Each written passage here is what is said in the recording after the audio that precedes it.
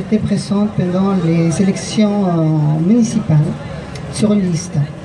Je n'ai pas été élue malheureusement, mais cette présence a été un message fort pour la société, pour dire qu'on existe, on est personne trans et nos droits doivent être respectés. Mon parcours politique, il a commencé très tôt. En fait, j'ai dû fuir mon pays pour des questions politiques et pour des questions d'identité. Identité parce que je me suis affirmée en tant que personne trans depuis mon plus jeune âge.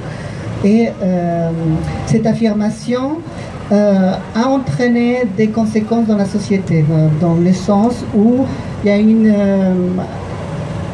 y a eu un mouvement oppresseur qui se met en place au niveau de la société, aussi bien à l'intérieur de la famille qu'à l'extérieur. Et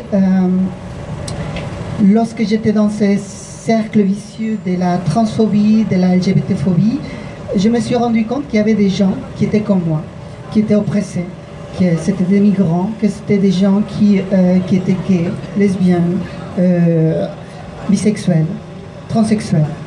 Et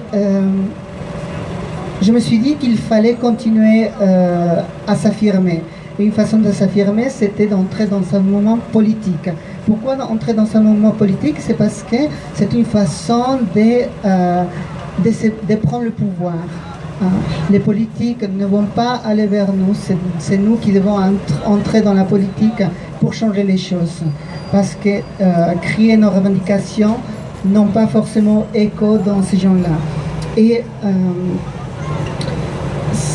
cette politique doit être au service des citoyens et non pas le contraire. Ce n'est pas les citoyens qui doivent être au service du politique.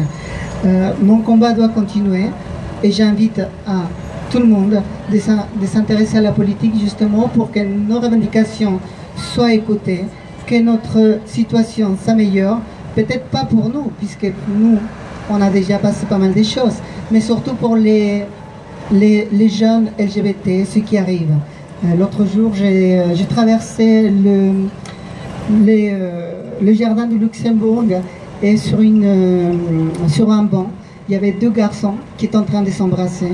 Et je me suis dit que toute cette haine qu'on a suivie pendant tous les débats pour le mariage pour tous, toute cette haine qui s'était cristallisée contre le mouvement LGBT, avait finalement servi à quelque chose. C'était l'amour qui s'est mis devant toute cette haine.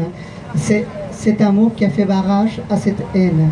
Et les politiques doivent apporter des solutions. Les politiques doivent apporter un confort de vie pour tous les citoyens. On n'est pas seulement des LGBT, mais on est surtout des humains. Et c'est ces droits humains qui doivent être respectés pour nous et pour les jeunes et pour les nouvelles générations. Voilà.